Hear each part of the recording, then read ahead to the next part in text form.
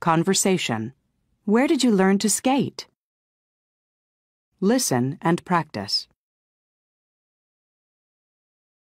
Whoa, oh, I'm really sorry. Are you okay? I'm fine, but I'm not very good at this. Neither am I. Hey, I like your shirt. Are you from Argentina? Yes, I am originally. I was born there. Did you grow up there? Yes, I did, but my family moved here 10 years ago, when I was in middle school. And where did you learn to skate? Here in the park. This is only my third time. Well, it's my first time. Can you give me some lessons? Sure, just follow me. By the way, my name is Ted. And I'm Anna. Nice to meet you. Listen to the rest of the conversation. What are 2 more things you learn about Ted? Hey, that was fun. Thanks for the lesson. No problem. So, tell me a little about yourself. What do you do? I work in a travel agency. Really? What do you do there? I'm in charge of their computers. Oh, so you're a computer specialist? Well, sort of. Yeah, I guess so. That's great. Then maybe you can give me some help with the computer course I'm taking. Oh, sure. But only if you promise to give me some more skating lessons. It's a deal. Listening. Life as an immigrant. Listen to interviews with 2 immigrants to the United States. Where are they from? Hui. Where are you from originally, Hui? I'm from Vietnam, from near Hanoi. And when did you move here? I came here after I graduated from college. That was in 1998. And what do you do now? I work for a communications company. I see. So you're an immigrant to the United States. That's right. What are some of the difficulties of being an immigrant in the U.S.? Oh, that's not an easy question to answer. There are so many things, really. I guess one of the biggest difficulties is that I don't have any relatives here. I mean, I have a lot of friends, but that's not the same thing. In Vietnam, we visit relatives on holidays and weekends. It's not the same here. And what do you miss the most from home? Oh, that's easy. My mom's cooking. There are some great Vietnamese restaurants here, but it's not the same as my mother's cooking. Ahmed. Where are you from, Ahmed? I'm from Egypt. And when did you move to the U.S.? In 2005. Are you studying here at the moment? Not now. I moved here to attend college, and after I graduated, I got a job here. I'm working as an engineer. Uh-huh. And what was it like when you first came here? Was it difficult? Yeah, it was at times. The biggest difficulty I had was with the educational system. Things are very different here. Teaching methods, everything is very different from what I was used to in Egypt. And what do you miss the most from Egypt? My family and my friends. I try to go home often, but it's expensive to go back. I have some friends coming to visit next month, so I'm really looking forward to that. Perspectives. How have you changed? Listen to these statements about changes. 1. When I was a kid, I used to be very messy, but now I'm very neat. 2. I didn't used to collect anything, but now I do. 3. I never used to play sports, but now I like to keep fit. 4. I never used to worry about money, but I do now. 5. I used to have a lot of hobbies, but now I don't have any free time. 6. I didn't used to follow politics, but now I check headlines online every day. 7. When I was younger, I used to care a lot about my appearance. Now, I'm too busy to care how I look.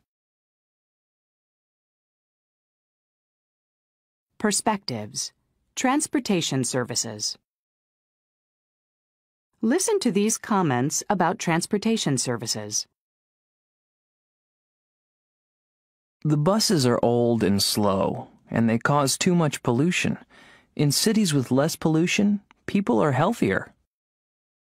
There are too many cars. All the cars, taxis, and buses are a danger to bicyclists. There is too much traffic. There should be fewer cars, but I think that the biggest problem is parking. There just isn't enough parking. Listening. Singapore solves it. Listen to a resident of Singapore talk about how his city has tried to solve its traffic problems. Singapore has done a lot to try to solve its traffic problems. For example, to drive into the downtown business district, motorists need to buy a special pass. They can go into the business district only if they have the pass on their windshield. Another thing Singapore has done is to make it more difficult to buy cars. People have to apply for a certificate before they can buy a car. Not everyone can get a certificate. There's a limited number of them. There's also a high tax on cars, so a new one costs a lot of money. A car can cost 3 or 4 times more in Singapore than in the US or Canada. The other thing Singapore has done is build an excellent public transportation system. Their subway system is one of the best in the world, and there's also a very good taxi and bus system. Conversation. Could you tell me? Listen and practice. Excuse me. Could you tell me where the nearest ATM is? There's one upstairs, across from the duty-free shop. Great. And do you know where I can catch a bus to the city? Sure. Just follow the signs for transportation. Okay. And can you tell me how often they run? They run every 20 minutes or so. And just one more thing. Do you know where the restrooms are? Right behind you. Do you see where that sign is? Oh, thanks a lot. Listen to the rest of the conversation. Check the information that Eric asks for. Excuse me. It's me again. I'm sorry.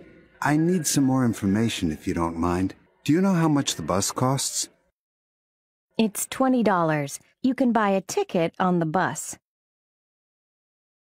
$20? Wow. Well, a taxi costs about $50. Okay. And do you know where a bookstore is? I'd like to get a guidebook. Go upstairs and turn right. You'll see one on your left. Thanks very much. Have a nice day. You too. Listening. Celebrity interview. Listen to an interview with Jerry, a fashion model. Thanks for taking the time to speak with me, Jerry. Oh, it's my pleasure. You have a beautiful accent. Where did you grow up? I grew up in England, in a city called Brighton. How do you spell that? Brighton.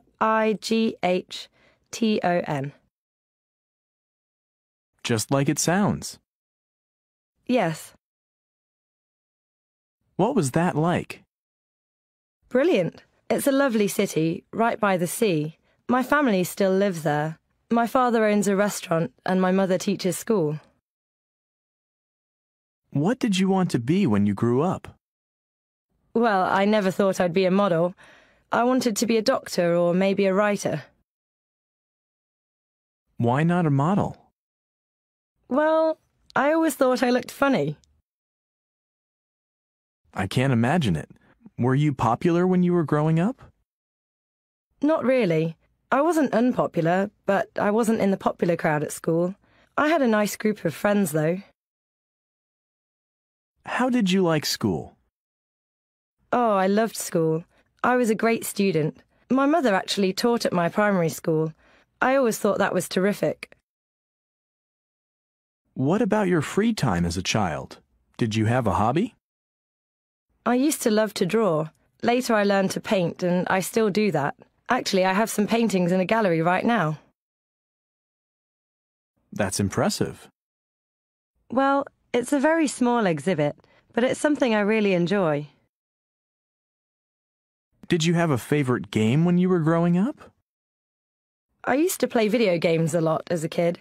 The video games then were very different from the games now.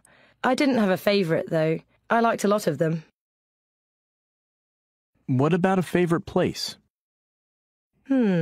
My favorite place. I used to go to a summer camp in Ireland. I loved that. I got to go horseback riding almost every day. Do you still go to Ireland? No, not very often. Perspectives. Which would you prefer? Listen to these opinions about houses and apartments. Which ones are about space?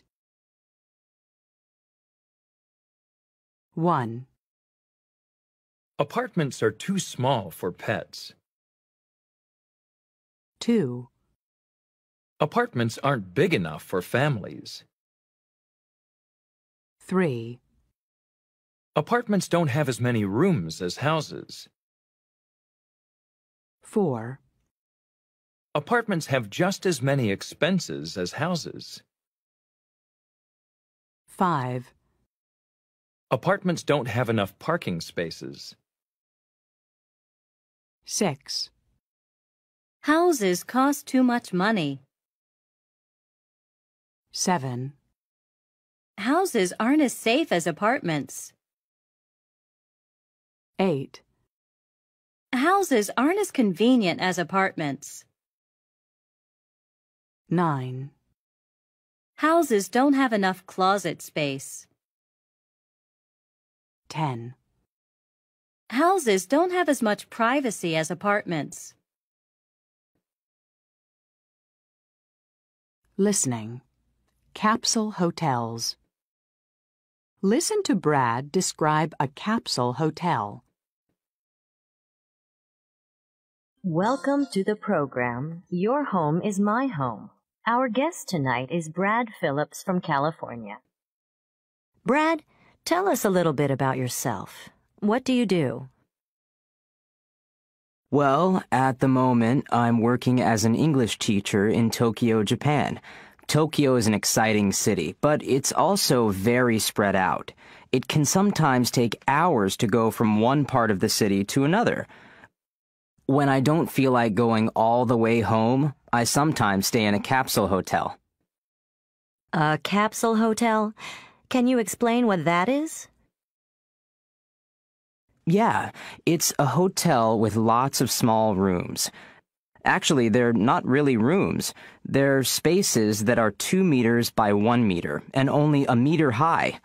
In other words, they're very cramped. But the hotel is cheap and very convenient. And what's inside each little room? Or should I say each space?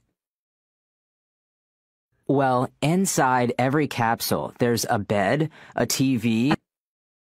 A TV? Really? Yeah, and a reading light, a radio, and an alarm clock. The hotel also has lockers where you can keep your personal belongings. Interesting. So what kind of people stay in a capsule hotel? Well, probably people like me. People who miss the last train home or don't want to go all the way home only to turn around and come back to work again. It gets pretty busy, as you can imagine. Finally, would you recommend a capsule hotel to other people? Sure, the rooms are small, but you get used to sleeping in a small space. I just wouldn't recommend a capsule hotel to people who can't relax in small, cramped spaces. Conversation. Making changes. Listen and practice. So, are you still living with your parents, Terry? I'm afraid so. I wish I had my own apartment. Why? Don't you like living at home? It's okay, but my parents are always asking me to be home before midnight. I wish they'd stop worrying about me. Yeah, parents are like that. And they expect me to help around the house. I hate housework. I wish life weren't so difficult. So, why don't you move out? Hey, I wish I could. But where else can I get free room and board? Listen to the rest of the conversation. What changes would Brian like to make in his life? Yeah, it's sometimes pretty hard to pay the rent. I'm thinking of finding a new job. Really? What kind of job would you like? I'm not sure, but I wish I worked somewhere else. I'm tired of this place. I need to live somewhere more exciting. I know what you mean. Hey, maybe we could move to a different city. We could even be roommates. Yeah, maybe. Conversation. Have you ever... Listen and practice. Hey, this sounds strange. Snails with garlic. Have you ever eaten snails? Yes, I have. I had them here just last week. Did you like them? Yes, I did. They were delicious. Why don't you try some? No, I don't think so. Have you decided on an appetizer yet? Yes. I'll have a small order of the snails, please. And you, sir? I think I'll have the fried brains. Fried brains? I've never heard of that. It sounds scary. Listen to the rest of the conversation. How did Steve like the fried brains? What else did he order? Oh, good. Here comes our server now. Here are your snails. And for you, sir, the fried brains. These snails are delicious. How are the brains? Well, I think they're... Yuck. Oh, sorry. I guess brains are too strange for me. I think I'm going to order something else, if you don't mind. Oh, sure. Go ahead. Excuse me. Yes? I really don't care for this appetizer. Could you bring me something else? Yes, of course. What would you like instead? Try the snails. No, I don't think so. I'll tell you what. Just forget an appetizer for me and bring me a nice, juicy hamburger with French fries and a large soda. Listening. I really need a change. Listen to 3 people talk about things they wish they could change.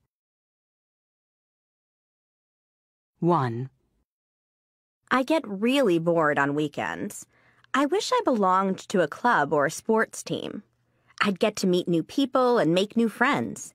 And I'd get into better shape, too. 2.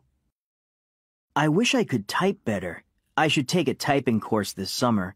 I really need it for my schoolwork. And people say that if you can type really well, it's something you'll find useful later in life. 3. I've been so stressed out lately. I really need to get away. I wish I could take a short trip to a beach, just for a few days. No computer, no cell phone, no TV even. I'd just take a good book and relax. Conversation. What are you going to do? Listen and practice. I'm so excited. We have 2 weeks off. What are you going to do? I'm not sure. I guess I'll just stay home. Maybe I'll hang out with my friends and watch some movies. What about you? Any plans? Yeah, I'm going to relax at the beach with my cousin. We're going to go surfing every day. And my cousin likes to fish, so maybe we'll go fishing one day. Sounds like fun. Say, why don't you come with us?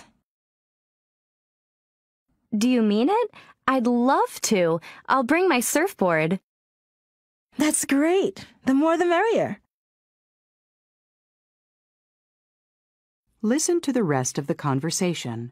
Where are they going to stay? How will they get there? By the way, where are we going to stay? Oh, we can stay at my aunt and uncle's beach house. They have plenty of room, and I'm sure they'll be happy to have guests. I'll call them tonight to let them know what time we're going to arrive. I guess we'll leave pretty early. There's a direct bus every morning at 5 a.m. That's fine with me. I think I'll be too excited to sleep. Perspectives. Travel advice. Listen to these pieces of advice from experienced travelers. What topic is each person talking about? You should tell the driver where you're going before you get on. And you have to have exact change for the fare. When you fly, you should keep important things in your carry-on bag, such as your medication and credit cards. You shouldn't pack them in your checked luggage. You should try some of the local specialties, but you'd better avoid the stalls on the street.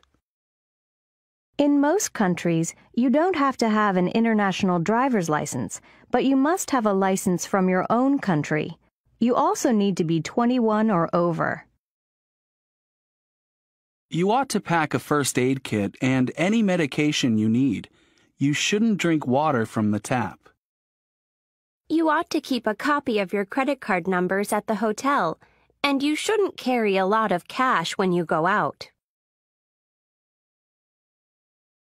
Listening.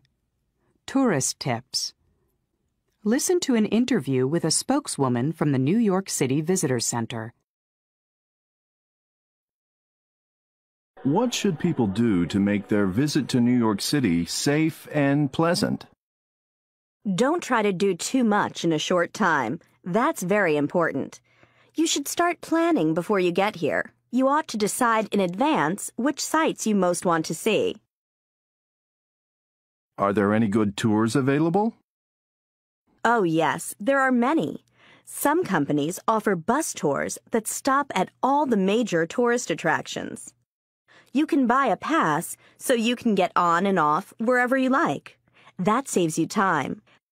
And you should visit our website to find out about the latest tours and special events. I see. And is New York a safe city for visitors? It's safer than many cities in the world. But just like in any big city, you should still be careful. For example, don't go off on your own, especially at night. And never carry much cash on you.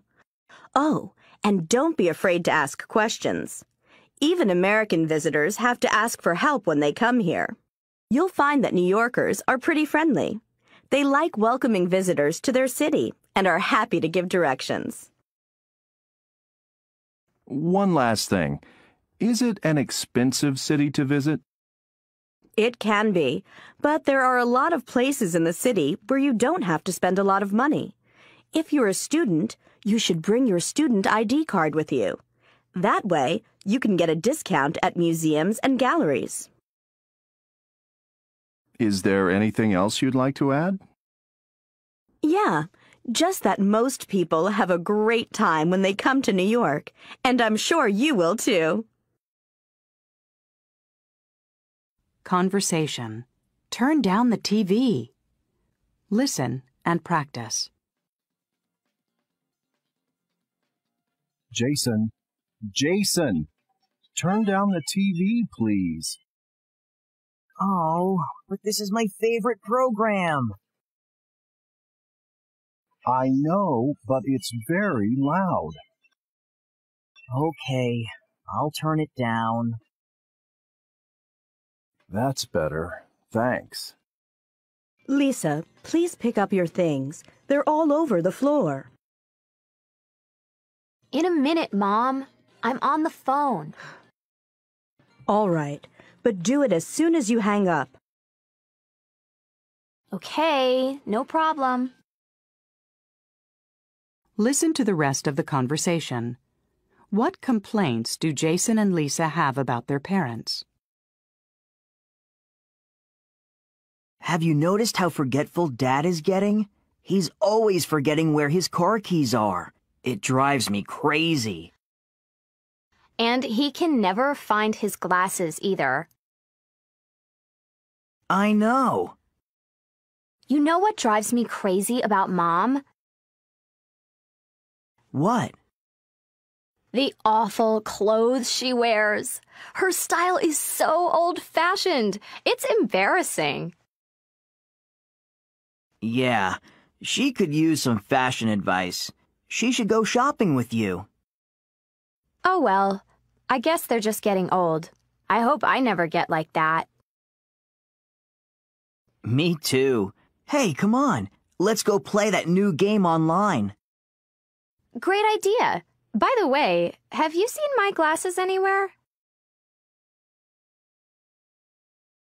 Listening. Family life. Listen to the results of a survey about family life. According to the survey, what specific chores do men, women, boys, and girls usually do?